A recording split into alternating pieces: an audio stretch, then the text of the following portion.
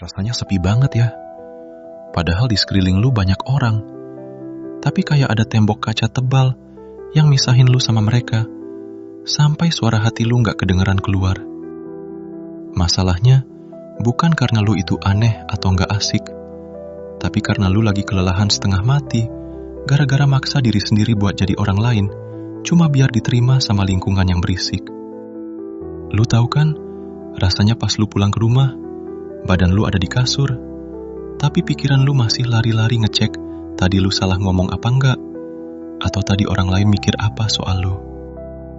Itu capeknya bukan main, lebih capek daripada lari keliling lapangan. Nah, gue di sini mau nemenin lu duduk sebentar. Kita nggak usah buru-buru. Tarik napas dulu yang panjang. Gue mau kasih tahu lu pelan-pelan gimana caranya biar lu bisa punya kawan-kawan baru, punya tempat di mana lu bisa ketawa lepas, tanpa lu harus pura-pura jadi badut atau orang yang paling heboh di tongkrongan. Gue ngerti banget tekad lu. Lu pengen gerak. Lu pengen keluar dari rasa sepi ini.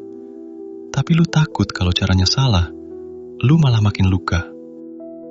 Tenang aja, kita bedah ini bareng-bareng, kayak kita lagi ngurai benang kusut, pelan-pelan sampai lurus lagi.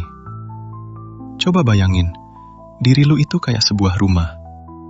Ada rumah yang pintunya lebar, musiknya kenceng, lampunya sorot sana-sini, dan semua orang boleh masuk kapan aja buat pesta. Itu gambaran orang yang emang dasarnya suka keramaian. Tapi, ada juga rumah yang letaknya agak masuk ke dalam gang yang tenang. Halamannya rimbun banyak pohon, jendelanya kebuka dikit buat angin masuk, dan di dalamnya banyak buku sama sofa empuk. Itu lu. Lu bukan rumah pesta. Lu itu rumah istirahat. Orang yang masuk ke rumah lu itu bukan orang yang cari hura-hura, tapi orang yang cari ketenangan dan obrolan yang dalam. Masalahnya selama ini, lu maksa diri lu buat pasang lampu disko dan setel musik kencang di rumah tenang lu itu. Ya jelas aja lu capek, listrik lu gak kuat, dan orang yang datang pun jadi salah sangka. Mereka pikir lu tempat pesta.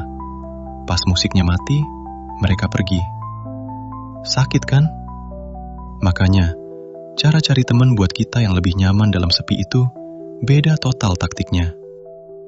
Kita nggak nyebar jaring di laut luas buat dapat ikan apa aja, tapi kita mancing dengan sabar di danau yang airnya jernih. Gue mau cerita dulu, biar lu makin paham kalau jalan sunyi lu ini sebenarnya emas. Dulu ada seorang pengrajin kayu, sebut saja namanya Pak Tio. Pak Tio ini orangnya pendiam banget. Kalau ada kumpul warga, dia jarang ngomong. Paling cuma senyum, nangguk, terus duduk di pojokan sambil minum kopi. Banyak orang bilang Pak Tio ini sombong, atau kaku, atau nggak gaul. Awalnya Pak Tio sedih. Dia nyoba buat ikut nimbrung ngobrolin hal-hal yang dia nggak ngerti. Ketawa kencang pas ada yang lucu, meski dia nggak paham lucunya di mana. Tapi tiap pulang kumpul warga, Pak Tio ngerasa kosong. Dia ngerasa kayak lagi nipu semua orang, termasuk dirinya sendiri. Suatu hari, Pak Tio mutusin buat berhenti pura-pura. Dia balik ke bengkel kayunya. Dia fokus bikin kursi, bikin meja, bikin mainan anak-anak dengan sangat detail. Dia tuang semua perasaannya ke kayu-kayu itu. Dia nggak teriak-teriak, "Woi, gue jago bikin kayu." Dia cuma kerja dalam diam. Lama-lama, satu orang tetangga lihat hasil kerjanya. Tetangga itu kagum, bukan karena Pak Tio jago ngelawak, tapi karena karyanya tulus. Si tetangga ini mulai sering main ke bengkel, bukan buat dengerin gosip, tapi buat lihat Pak Tio kerja dan ngobrolin soal jenis kayu, soal wangi serutan kayu, soal hal-hal sederhana. Dari satu tetangga, nambah jadi 2. Terus ada anak muda yang suka seni, ikut nimbrung. Akhirnya, bengkel Pak Tio yang sepi itu jadi tempat kumpul lingkaran kecil. Isinya cuma 3-4 orang. Tapi obrolan di sana daging semua. Mereka saling dengerin. Kalau ada yang lagi sedih, mereka nggak butuh kata-kata mutiara yang berisik. Cukup duduk bareng sambil amplas kayu. Pak Tio sadar, dia nggak perlu jadi tua masjid buat didengar. Dia cuma perlu jadi lilin. Lilin itu diam, nggak bersuara, tapi orang bakal nyari dia pas gelap. Lu juga gitu. Lu punya cahaya sendiri yang nggak perlu lu teriakin. Circle atau lingkaran pertemanan yang beneran klop sama lu bakal kebentuk bukan karena lu manggil-manggil mereka pakai pengeras suara, tapi karena mereka ngerasain hangatnya cahaya lu yang tenang itu. Sekarang, ayo kita mulai langkah nyatanya. Ini bukan teori di awang-awang. Ini langkah kaki yang napak tanah. Gue udah siapin langkah-langkah yang bisa lu lakuin mulai besok, atau bahkan mulai hari ini, tanpa bikin jantung lu mau copot, atau bikin lu keringat dingin berlebihan. Pertama, lu harus berdamai dulu sama kaca di kamar lu. Berhenti ngatain diri sendiri, membosankan, atau kaku. Lu harus ganti kacamata lu. Pendiam itu bukan penyakit, itu karakter. Bayangin air. Ada air terjun yang gemuruh, ada danau yang tenang. Dua-duanya air, dua-duanya bikin hidup. Lu itu danau. Kalau lu terus-terusan marah, kenapa lu nggak bisa jadi air terjun? Lu bakal keruh.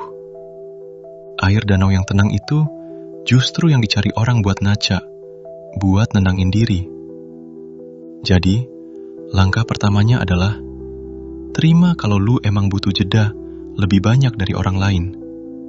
Kalau abis ketemu orang, lu butuh diem di kamar 3 jam, itu bukan karena lu lemah, tapi itu cara lu ngecas tenaga. Jangan merasa bersalah buat nolak ajakan main kalau emang badan lu udah teriak minta istirahat. Temen yang beneran itu bakal paham kok kalau lu bilang, gue butuh waktu sendiri dulu ya, besok kita sambung lagi. Langkah kedua, kita main taktik senyum 2 detik. Lu gak perlu langsung ngajak ngobrol tukang parkir atau kasir minimarket panjang lebar soal politik atau cuaca. Itu berat. Buat kita yang pendiam, mulai obrolan itu kayak mangkat batu kali. Berat banget. Jadi, mulailah dengan senyum.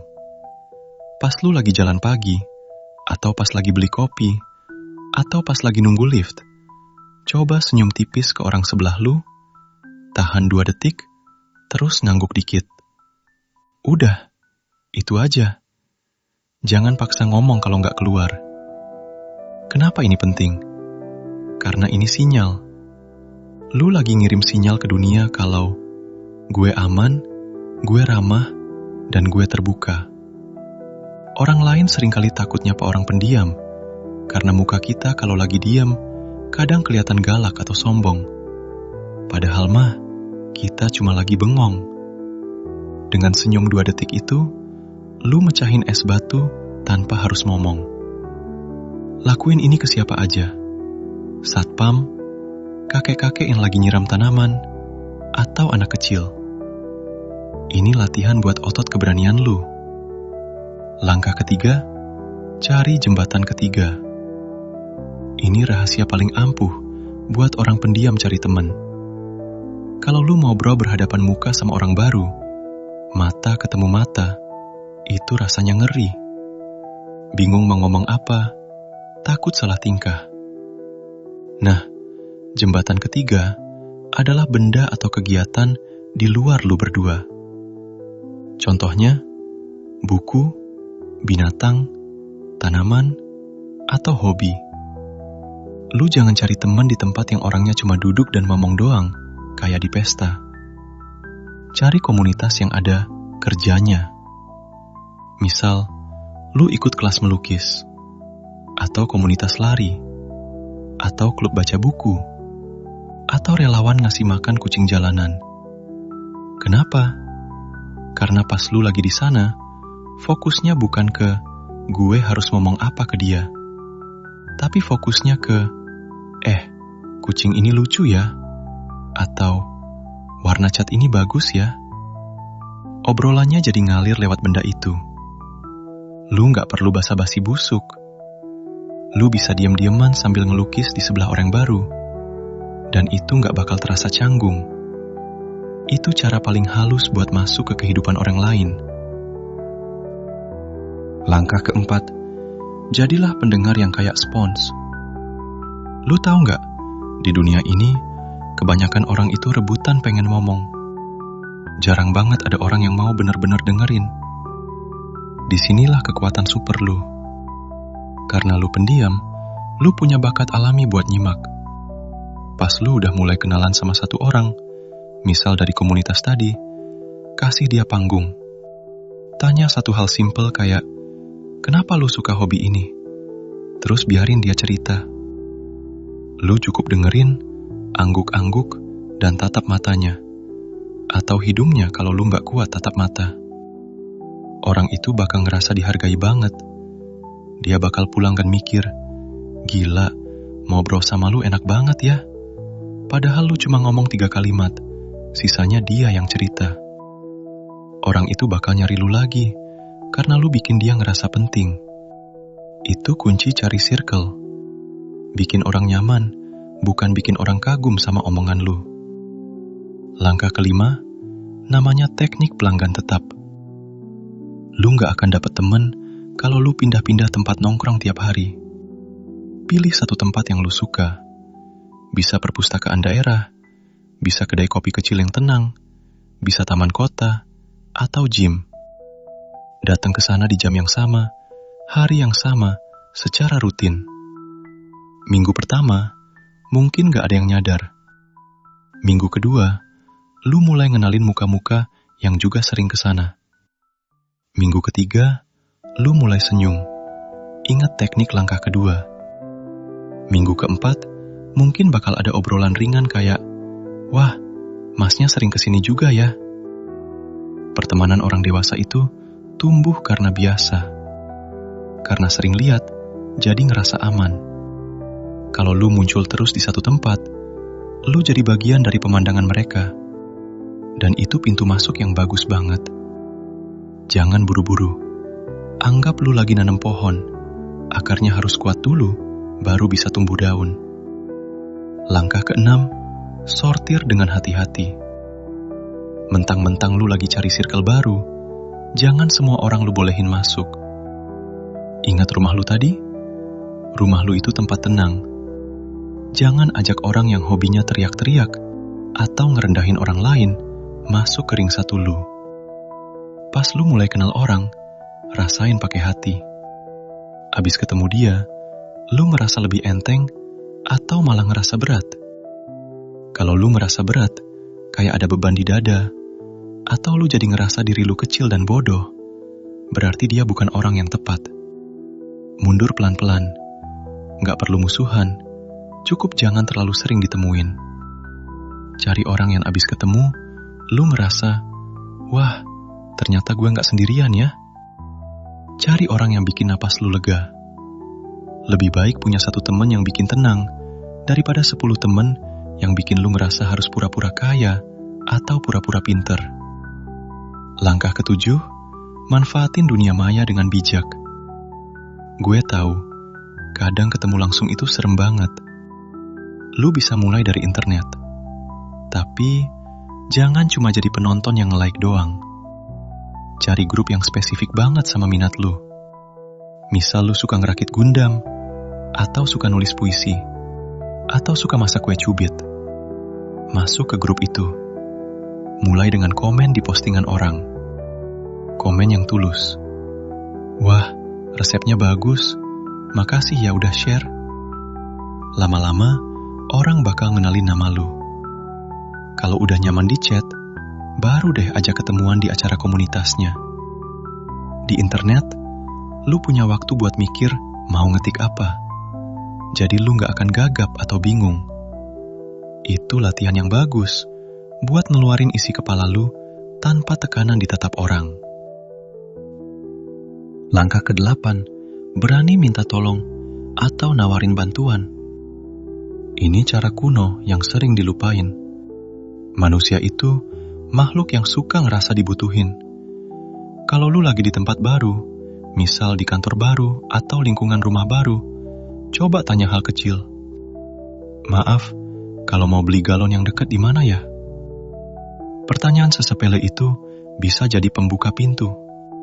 Orang yang ditanya biasanya bakal senang ngasih tahu. Atau sebaliknya, kalau lu lihat orang kesusahan, misal bawa barang berat, tawarin bantuan. Mau dibantu bawa? Pas kita sibuk bantuin orang, rasa malu kita biasanya hilang karena kita fokus sama perbuatannya, bukan sama diri sendiri. Dan orang yang pernah kita tolong atau pernah nolong kita, biasanya bakal jadi lebih lunak dan gampang diajak temenan. Langkah ke-9, jangan takut sama jeda hening. Ini musuh utama orang pendiam. Pas lagi ngobrol berdua, tiba-tiba hening. Gak ada yang ngomong. Lu langsung panik, keringat dingin, mikir, aduh garing nih, gue harus ngomong apa? Padahal mah, jeda hening itu wajar. Itu kayak tanda koma dalam kalimat. Kalau nggak ada koma, bacanya ngos-ngosan. Pas lagi hening, lu senyum aja. Minum dulu minuman lu, atau lihat sekeliling. Santai aja. Kalau lu tenang, temen ngobrol lu juga bakal tenang. Kalau lu panik, dia ikutan panik. Bilang aja dalam hati, kita lagi napas dulu. Temen yang asik itu adalah temen yang bisa diajak diam-diaman tanpa ngerasa aneh. Kalau lu nemu orang yang bisa duduk diam sama lu selama 10 menit tanpa main HP dan rasanya nyaman, pegang dia erat-erat. Itu sahabat sejati. Langkah ke-10, sabar yang panjangnya kayak sungai. Lu gak bisa nanam biji mangga hari ini, terus besok berharap udah berbuah dan bisa dimakan. Cari circle baru pas udah gede itu susah, gue gak bohong. Orang udah pada sibuk, udah pada punya geng sendiri, udah pada capek sama kerjaan. Jadi kalau lu ajak orang main, terus dia nolak, jangan langsung ngerasa ditolak atau dibenci. Mungkin dia emang lagi capek banget, atau anaknya lagi sakit, atau dia lagi gak punya duit. Coba lagi lain kali, atau coba ke orang lain. Jangan baperan. Anggap aja lu lagi nyari frekuensi radio. Kadang kresek-kresek, kadang hening. Tapi kalau lu puter terus tombolnya pelan-pelan, nanti bakal ketemu saluran yang suaranya jernih dan lagunya enak. Ingat ya, lu itu berharga bukan karena lu berisik. Lu berharga karena lu itu lu. Dunia ini udah penuh sama suara bising, klakson, teriakan, dan orang pamer. Dunia butuh penyeimbang. Dunia butuh orang kayak lu yang bisa dengerin, yang bisa mikir dalam, yang bisa ngasih ketenangan. Teman-teman baru lu di luar sana, yang mungkin sekarang belum ketemu, sebenarnya lagi nungguin lu. Mereka lagi nungguin ada orang yang tulus kayak lu, buat datang dan duduk di sebelah mereka. Jadi, mulai hari ini, coba keluar dari selimut nyaman itu dikit-dikit aja. Buka jendela, hirup udara luar. Senyum sama orang yang lu temui di jalan. Bawa hobi lu keluar kamar. Jangan paksa diri lu jadi api unggun yang berkobar, kalau lu sebenarnya adalah lampu tidur yang hangat. Dua-duanya ngasih cahaya, cuma beda cara dan beda suasana. Jadilah diri lu yang tenang, yang ramah, yang tahu batas. Nanti, pelan-pelan, bakal ada kupu-kupu yang datang nempel ke cahaya lu. Dan percayalah, circle yang kebentuk dari kejujuran hati lu itu bakal jauh lebih awet daripada circle yang kebentuk karena lu pura-pura asik. Lu pasti bisa. Langkah lu mungkin pelan, gak kedengaran suaranya, tapi langkah itu pasti maju ke depan. Gue di sini dukung lu. Semangat ya, cari teman-teman yang bikin hati lu ngerasa kayak udah pulang ke rumah.